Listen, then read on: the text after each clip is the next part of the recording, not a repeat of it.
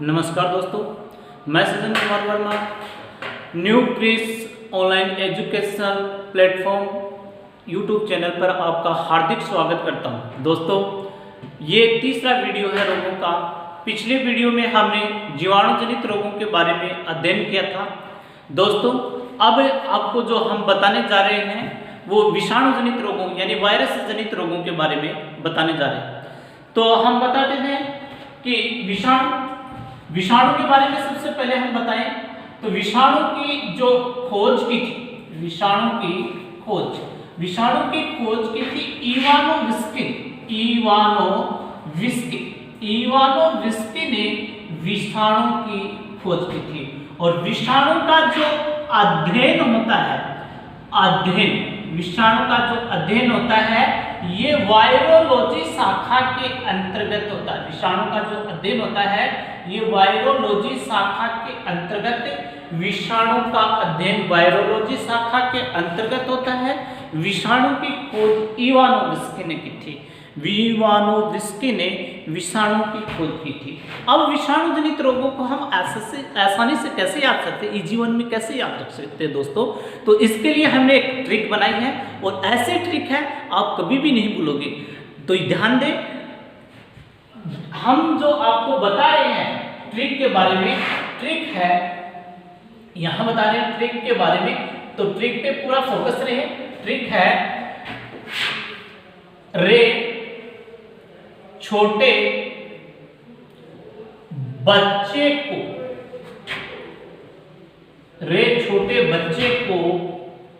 Ads,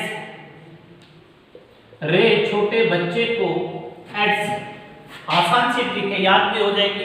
रे छोटे बच्चे को एड्स। रे का जो यहां पे अर्थ होता है रेबीज। रे का अर्थ होता है रेबीज रोग। छो का मतलब होता है छोटी माता। यहां नंबरिंग कर देते हैं, ये 1 नंबर और छोटी माता 2 हो गया, ये 3, ये 4, ये 5, यहां पे 6, 7, 8, 9 और 10। 2 नंबर पे छोटी माता। इसके बाद 3 नंबर टे का मतलब यहां पे होगा ट्रेकोमा रोग। 4 नंबर पे बै का मतलब यहां होगा बर्ड फ्लू। 5 नंबर पे चेचक। और को का मतलब जैसा कि आप जानते हो विश्वव्यापी वैश्विक महामारी कोरोना कोविड-19। ए से 7 नंबर, ए से एड्स, डे से डेंगू और 9 नंबर पे से स्वाइन फ्लू और 10 नंबर पे है हेपेटाइटिस। दोस्तों, आसान से आपके सामने वायरस जनित रोगों के बारे में ध्यान दें। रे से रेबीज रोग, छो से छोटी माता रोग, टे से ट्रेकोमा रोग, बै से बर्ड फ्लू, चे से चेचक, क्यो से कोरोना, ए से एड्स, डे से डेंगू, से स्वाइन फ्लू और है से हेपेटाइटिस। ये वायरस जनित रोगों की आसान सी ट्रिक है जिसके माध्यम से हम वायरस जनित रोगों को आसानी से याद रख सकते हैं। तो याद रहे, छोटे बच्चे को एड्स है और इसी माध्यम से हम वायरस जनित रोगों को आसानी से याद रख सकते हैं। दोस्तों, एक छोटी सी बात और भी याद रखें, पोलियो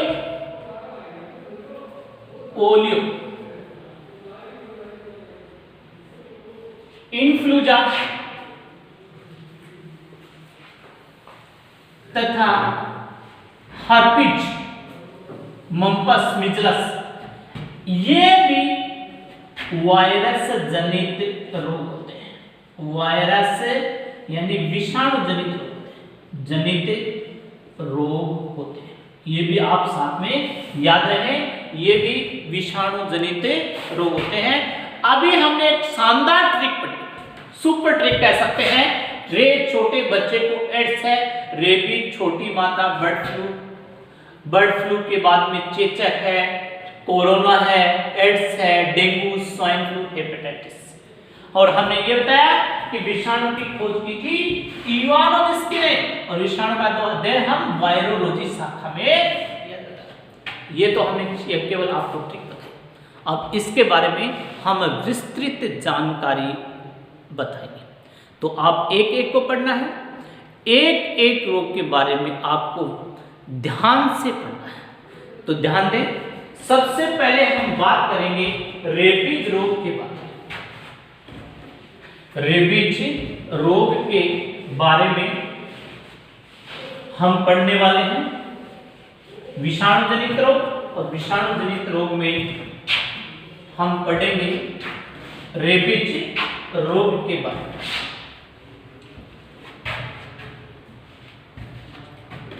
रेबीज तो हमने पहले भी बताया था कि रोगों में सबसे पहले रोग होने का कारण पूछा जाता है कि ये रोग होने का क्या कारण होता है।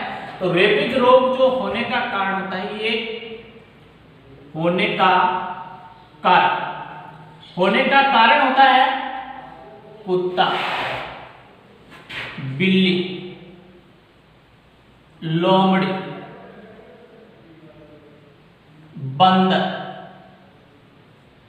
आदि के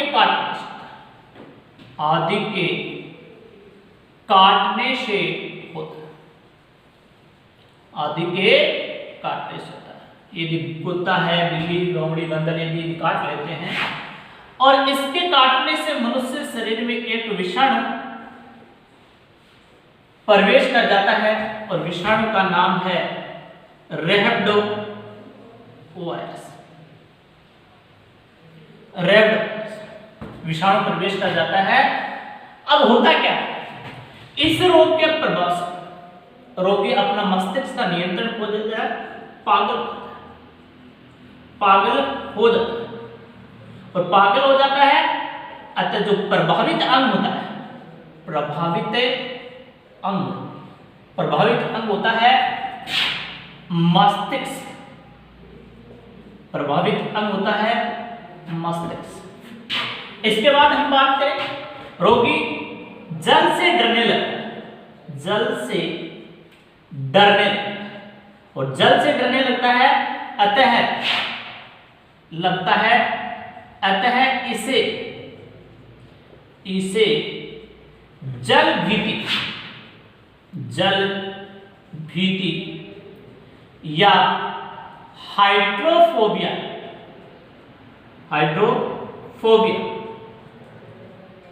रोग है। अब इसका उपचार भी है। उपचार के लिए टीका, और टीका किसका? रेबीज का टीका। और रेबीज के टीके की खोज की थी लुईस पास्चर ने रेबीज के टीके की खोज की थी। और याद रहे, रोग का रोगाणु सिद्धांत भी लुईस पास्चर ने दिया था। दूध को सुरक्षित रखने की विधि पाश्चुरीकरण की खोज भी लुईस पास्चर ने की थी। तो याद रहे, रेबीज के टीके का आविष्कार लुईस पास्चर ने। हाइड्रोफोबिया रोग रेबीज रोग को कहते हैं। ये एक विषाणु जनित रोग है। और याद रखना, कुत्ते, बिल्ली, लोमड़ी, बंदर आदि के काटने से ये रोग होता है। और रेबडो वायरस, याद रखिए, रोग का रोगाणु सिद्धांत भी ये लुईस पास्चर ने दिया था। दूध को सुरक्षित रखने की विधि होती है पाश्चुरीकरण। जो दूध आता है मार्केट में थैली वाला, उस पर लिखा होता है पाश्चुरीकृत दूध, उसकी खोज भी लुईस पास्चर ने की थी। इसके बाद में 2 नंबर पे, ये पहला था रेबीज रोग। 2 नंबर पे हम यहाँ पे पढ़ते हैं छोटी माता, जिसको हम चिकन पॉक्स, छोटी माता या चिकन पॉक्स। याद रखना, ये जो रोग होता है संक्रमित वायु से होता है, संक्रमित वायु से। और याद रखना इसका जो वायरस या विषाणु है, वायरस या विषाणु है वो वेरिसेला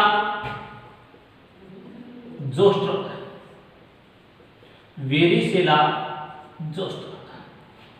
याद रहे ये जो रोग होता है, इस रोग के प्रभाव से, इस रोग के प्रभाव से,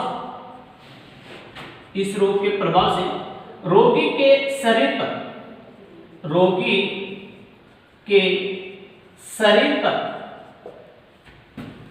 दाने उभर आते हैं, दाने उभर आते हैं जो फफोलों में परिवर्तित होते हैं, फफोलों में परिवर्तित हो जाता है, फफोलों में परिवर्तित हो जाता है। और याद रखना ये जो रोग है, रोग जीवन में एक बार, जीवन में एक बार, ये जो रोग होता है ये जीवन में क्या होता है, एक बार। इसका कोई इलाज नहीं है, धीरे धीरे इस रोग का प्रभाव अपने आप ही कम हो जाता है।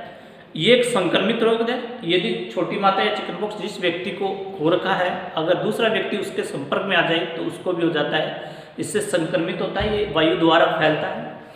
अगर इससे बचना है या परिवार लोगों को इसके संक्रमित होने से बचना है तो अलग से रोगी को अलग से कमरे में रखना चाहिए। तो ये इसका बचाव है। और इसके ओढ़ने व पहनने के कपड़ों को अलग रखना चाहिए। फफोले, इसके जो फफोले होते हैं इस पे आए हुए छाल को जला देना चाहिए, ये विशेष ध्यान रखा जाता है इसमें।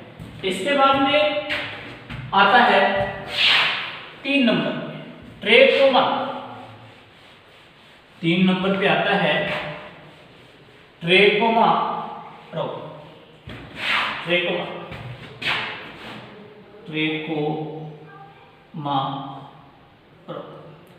ट्रेकोमा रोग की बात करें तो ट्रेकोमा रोग होता है, याद रहे इसका जो विषाणु होता है वो ट्रेकोमा होता है। ट्रेकोमा इसका विषाणु होता है। और इस रोग के प्रभाव से, रोग के प्रभाव से रोगी की आंखें, रोगी की आंखें लाल होती हैं तथा आंखों में पानी, आंखों में पानी आता। यानी से प्रभावित अंग की बात करें, प्रभावित अंग, तो प्रभावित अंग है वो आंख होता है, आंख होता है। और ये मोस्ट भी है। ट्रेकोमा रोग बहुत बार आया हुआ कंपटीशन में कि ट्रेकोमा रोग से मनुष्य शरीर का कौन सा अंग प्रभावित होता है, तो आंख प्रभावित होता है। महत्वपूर्ण प्रश्न बनता है यहाँ पे, आंख प्रभावित होता है। दोस्तों इसके प्रभाव को कम करने के लिए विभिन्न प्रकार की आई ड्रॉप आती हैं जो यूज की जाती हैं। तो ये भी संक्रमित रोग होता है, वायरस जनित रोग होता है। इसके बाद में छोटे बैसे बर्ड फ्लू, बैसे बर्ड फ्लू। तो बर्ड फ्लू के बारे में हम पढ़े, बर्ड फ्लू जो होता है ये जो रोग होता है अध पके मांस व अंडों से, अध पके मांस व अंडों से। याद रखें इसका जो वायरस है, इसका वायरस होता है H5N1। महत्वपूर्ण है, मोस्ट वायरस होता है H5N, महत्वपूर्ण होता है। ये क्वेश्चन मोस्ट बनता है यहाँ पे बर्ड फ्लू। याद रखना इसके प्रभाव से रोगी की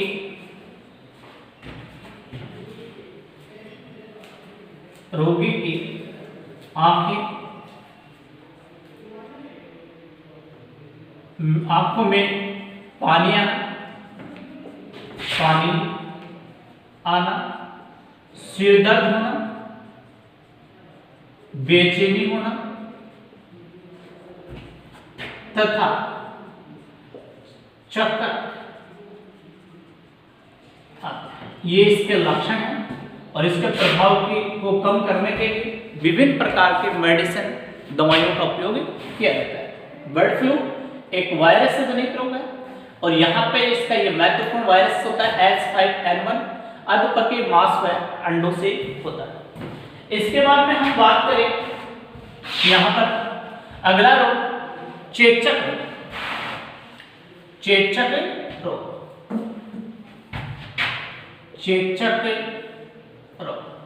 चेचक रोग की बात करें, चेचक जो रोग होता है एक वायरस से जनित रोग होता है और इसका जो वायरस होता है, इसका वायरस होता है वेरिओला वायरस। चेचक का वायरस होता है वेरिओला वायरस। अब चेचक में क्या होता है, शरीर पर लाल लाल दाने उभरते हैं। इसके प्रभाव से शरीर पर लाल लाल दाने उभर आते हैं, लाल लाल दाने उभर आते हैं। और याद रखना, उपचार के लिए पूरा शरीर प्रभावित होता है। उपचार के लिए चेचक का टीका लगता है, चेचक का टीका। और चेचक के टीके का लगाया जाता है। चेचक के टीके का आविष्कार जो किया है, चेचक के टीके का आविष्कार ये किया था एडवर्ड जेनर ने। चेचक के टीके का आविष्कार किया था एडवर्ड जेनर ने।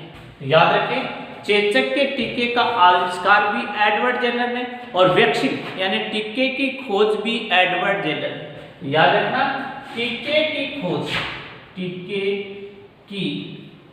खोज भी एडवर्ड जेनर ने की। दोस्तों, अभी तक हम पढ़े चेचक रोग, सबसे पहले रेबीज रोग के बारे में, इसके बाद छोटी माता के बारे में, इसके बाद हमने पढ़ा ट्रिकोमा के बारे में, बर्ड फ्लू के बारे में, चेचक के बारे में।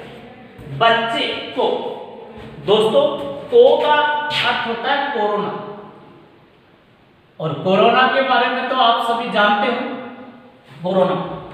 कोरोना के बारे में आप सभी जानते हो, एक वैश्विक महामारी जिससे पूरा विश्व आज लड़ाई लड़ रहा है। ये एक वायरस जनित रोग कोविड-19।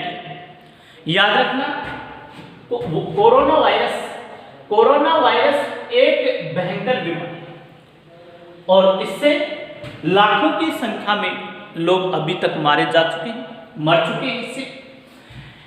ये कोविड-19 ये होता कैसे, वास्तव में है क्या? वास्तव में ये एक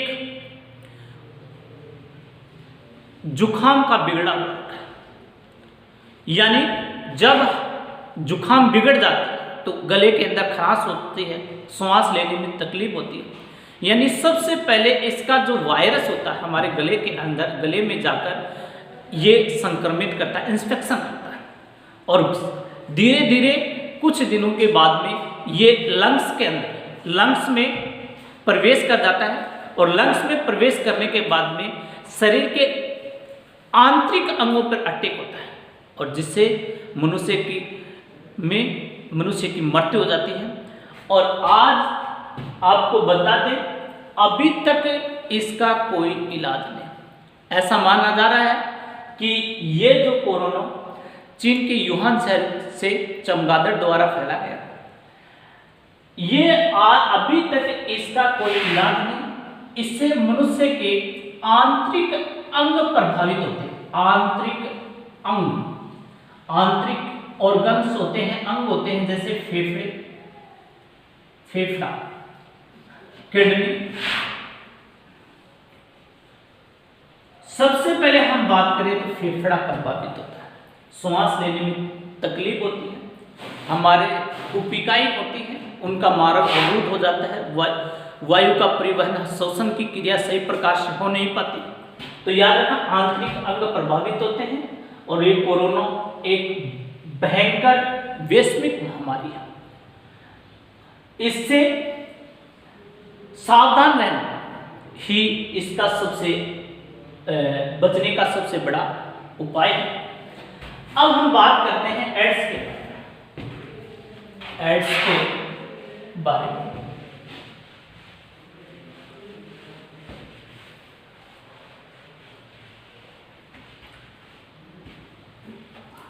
इसके बाद में आता है एड्स, AIDS, पूरा नाम होता है acquired immuno deficiency syndrome, acquired immuno deficiency syndrome. याद रहे एड्स होने का कारण होता है असुरक्षित यौन संबंध, होने का कारण असुरक्षित यौन संबंध, असुरक्षित यौन संबंध यानी ये एक एचटीडी प्रकार का रोग है, सेक्सुअली ट्रांसमिटेड डिजीज है, असुरक्षित यौन संबंध से। इसका जो वायरस होता है HIV वायरस, HIV, और इसका पूरा नाम होता है human immuno virus, human immuno virus. अब होता क्या है, प्रभावित क्या प्रभाव होता है, इससे रोगी की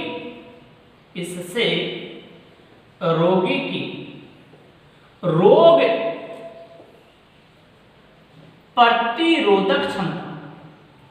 प्रतिरोधक क्षमता कम हो जाती है और शरीर के अंदर बहुत सारे रोग उत्पन्न हो जाते हैं। रोग प्रतिरोधक क्षमता तो शरीर होता है रोगों का घर बन जाता है और धीरे धीरे तंत्रिका तंत्र नष्ट होने लगता है और रोगी की मृत्यु। हम बात करें 1 दिसंबर एड्स दिवस बनाया जाता है, 1 दिसंबर को एड्स दिवस बनाया जाता है। एड्स की जांच के लिए टेस्ट किए जाते हैं, और टेस्ट कौन से होते हैं, एक टेस्ट है एलिसा टेस्ट, दूसरा टेस्ट है PCR टेस्ट और तीसरा है वेस्टर्न ब्लॉट टेस्ट। ये 3 टेस्ट होते हैं जो एड्स की जांच के लिए, ELISA test, PCR test, western blot test. याद रहे एड्स का प्रतीक चिन्ह है, एड्स का प्रतीक चिन्ह रेड रिबन, एड्स का प्रतीक चिन्ह है वो रेड रिबन है। एड्स का प्रथम रोगी जो पाया गया था कैलिफोर्निया में, भारत में चेन्नई में और राजस्थान में पुष्कर में पाया गया था। दोस्तों एड्स का प्रतीक चिन्ह रेड रिबन है, मोस्ट है, पूछा जाता है। एड्स का प्रतीक चिन्ह होता है वो